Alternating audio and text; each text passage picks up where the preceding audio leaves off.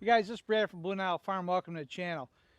Today's November 2nd. The weather's getting cold. Grass isn't growing like it used to. And I want to take you back and show you the condition of my hayfields after I made two videos. One of the videos was called 3 Passes to a Smoother Hayfield.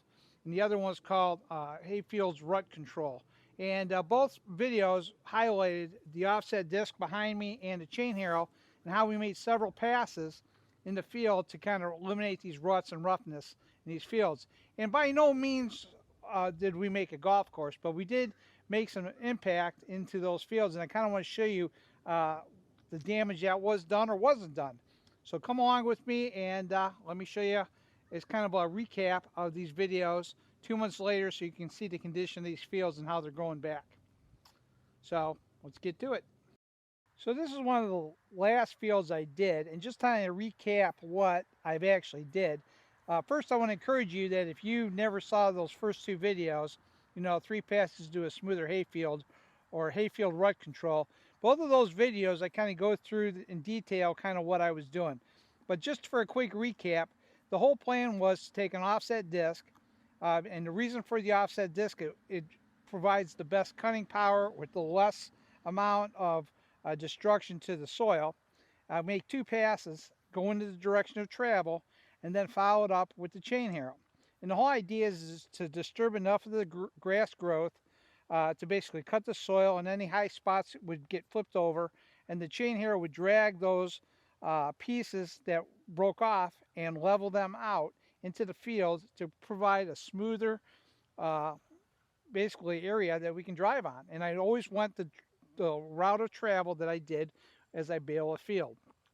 And so the whole goal here is that with that offset disc, not only does it cut the high spots, but it also kind of breaks up some of the thatch that's dug into these fields. Most people, when they do a hayfield, the hayfield could be a few years old to 20, 30, 40 years old. So it all depends on the amount of work that you put into it. But the whole goal here was not to disturb the soil enough that you need to overseed it. Because then at that point, if you're going to overseed a field, the question is, do you tear it all up and you just basically plow it under and disc it and reseed it, or do you put it into a rotation? Now, if you're a rotational farmer, that's not a big deal. But if you're a guy like me, that's all I do is hay, I'm going to start a field, I'm going to make it productive, and I'm going to try to keep this productive for as many years as possible. But the downfall is, for every time that we go on the field and we cut the hay, we tether the hay, we rake the hay, we bale the hay, we gather the hay, we lime the field, we fertilize the field, and then we repeat it on another cutting. Throughout the years, we're going on these fields 10 times or more and with big heavy equipment and creating ruts. And these ruts, because we don't always go into optimal conditions, basically make these fields rough. So by using the offset disc in 2 passes and with the chain harrow 1 pass, the whole goal here is to basically smooth out a field and get rid of some of those ruts and make them usable. And I suggest you do this every 3 years to do so. But today I want to show you the outcome of this. So this has been about 6 weeks that I did this field. And secondly, I also went back over this after I made that video when I finally got lime down in these fields. And I have to honestly tell you that it was a lot smoother after when I ran the lime spreader through in the tractor in these fields, because it just seemed like it was a bit smoother after we disked it and we used a chain harrow. Now the chain harrow by itself, if we didn't disc it, basically we'd just be removing the thatch. You wouldn't be able to really level anything. So, but what the chain harrow did is it allowed us to basically break up some of that soil and pull up some of the thatch. And we also did this too after I baled. And so we're also incorporating the seed that fell down through the in the baling process. So you always want to do this process right after you get done baling. But right now I just want to show you some of the growth here, and I'll kind of walk you around. But the stripes that you see in the field here are because of the chain harrow going back and forth, and I stayed in the same category. Now any of the clumps that actually were broken down, they're starting to mellow out and starting to fall into the ground a bit and smooth out. And next year when I run the chain harrow through, if I have any high spots, they'll probably be ripped up and broken down as well. But all the dead grass and the grasses and the dirt are starting to kind of mellow and mesh into the soil. Now when I did this too, we had, out of the 6 to 8 weeks that prior that I did this, we've only had rain like three times. and we've had kind of went through a drought. So these fields haven't had a real big boost to this. But I also did not have to overseed these fields either, and that was part of the goal. Was I did not want to overseed, and the reason why is it's kind of they're just kind of extra work. And the reason why I'm telling you that the tools that I used are beneficial is the fact is if you use those two tools, the odds are you won't do enough damage to overseed. And that's kind of the key here is to reduce the labor, the time, and the seed bill and be able to kind of re-stimulate the growth that you already had. So what you see here is you don't see any really bare spots, and you might have a spot here that might be a little thin, but the point is that that grass and those roots are going to start between now and springtime, and before the time we bale, it's going to start to shoot and really regrow. And right now, because we finally got some moisture down the ground, I think this is all going to work out very well. So in my personal opinion, I'm very pleased with this. And I'm going to take the camera here and I'll kind of walk around and kind of show you a closer view of some of the bare spots and some of the things you'll see. But you'll see little white specks on the ground because we did lime it. And I put down a lot of lime because there was really kind of a necessity. And I'm kind of excited about that too. So everything's working out as planned. And you know, definitely was well worth the investment as far as I'm concerned. But let me show you what this field looks like. This is the one, again, the last field that I've done is this field. So this is kind of the roughest. And then we'll kind of work toward some of the fields that I did a couple weeks prior to this. And you can see how that regrowth really made a big difference because they were done in early September. And when we had some moisture in the ground, and it worked out real well. So as you're walking in here, you can see some bare spots in the ground, but nothing crazy, and you might see some clumps. But those clumps, you know, again, we have grass growing in them, and they will start to smooth in with the weather, because I live in northeastern Ohio, so we'll have snow and a lot of moisture, and all that stuff will just settle right back into the ground. And as you look, you can see even some of the tracks where you can actually see somewhere the teeth went through the disc. But, you know, again, we didn't really disturb anything, and the grass is starting to grow easily through this field. So I'm pretty happy with it. I know it's going to do a good job, and I really didn't lose any production for next year. If anything, it might enhance the production because we were able to break away some of those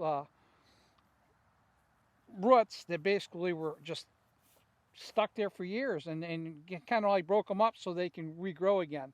Kind of a way of breaking up some of that old thatch. So a little more aggressive than you would with the chain harrow, but it's doing well. And everything's reseeding itself.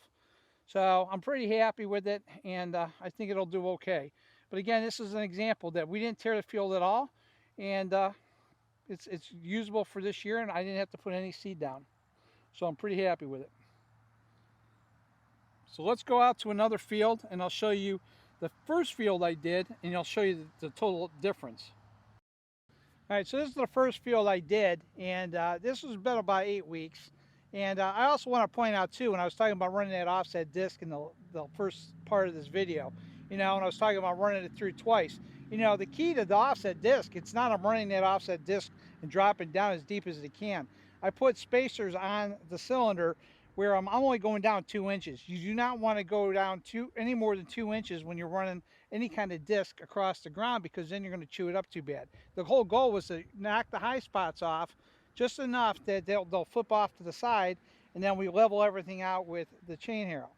So again, 2-inch and depth control is key. In this field here, I went over it twice, and I actually had a bag of seed, like 50 pounds, which really didn't do squat, but I did overseed it a little bit just to see how it worked. And again, in the time frame that we had, you wouldn't even know much about the overseeding. But I did do this again after I baled, and that made a big difference. But all I really want to show you is that there is really there's no bare spots. The grass is coming up. It is growing and it's thriving. And I'm really happy with this. And again, I also put lime down in this field afterwards. So we got a lot of rain here. The spots that I had that were really rough were basically up into this section. This is like a wetter area. So every time you get down in here with anything, you're making a track. And then of course, when it's really, really dry and you go across, you feel like you're going through a bunch of speed bumps. But the point I'm trying to make is that this field here grew back wonderfully.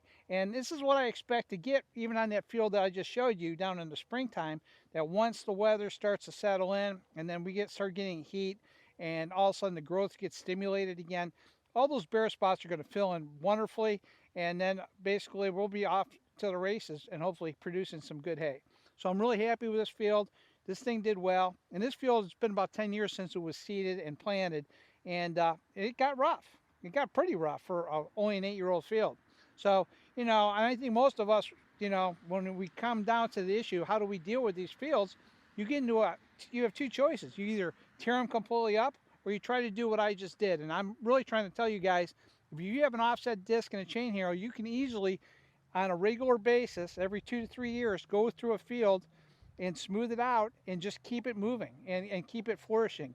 Because you're supposed to technically overseed every about 3 or 4 years. You should overseed, and maybe you should incorporate this program in your overseeding, I think, and that's what I'm going to do, because that's the way of me to maintain my fields to be somewhat smooth, and I can overseed all at the same time, and I'm going to basically make my fields thrive. And when I talk overseeding, it doesn't matter if you're broadcasting it or you're drilling it in. Either way, as long as you don't have to tear up these fields and you just keep it thriving, that's all you really need to do. So this is just the example that I want to point out, that this was well worthwhile. And I would definitely encourage it in the future for anybody that wants to try it. So it was definitely well worth it and did no damage. Hey guys, thanks for watching the video. And I just really wanted to recap this because, again, I don't want to give you guys a teaser, say this thing works, and it don't get to show you the end results. And next year when we go out here and I start baling, I guess I'll show you that one too. But right now, 8 weeks later, 6 to 8 weeks later, after I wound up running the offset disc through it twice and the chain harrow, this is the results. It definitely works. The fields are a bit smoother. And again, it does multiple factors. Now, if you could do this and lime your field at the same time or fertilize, like I say, this is really a good way of also incorporating your lime into your ground if you would do this all at the same time. But unfortunately, I didn't have a lime spreader when I started to do this at the time, and now I do. But I would have put the lime down first and then disc this field and use a chain harrow. That would have been the ideal situation. But in the end, it doesn't really make a difference. It's done. It works out good, and I'm pretty happy with the results.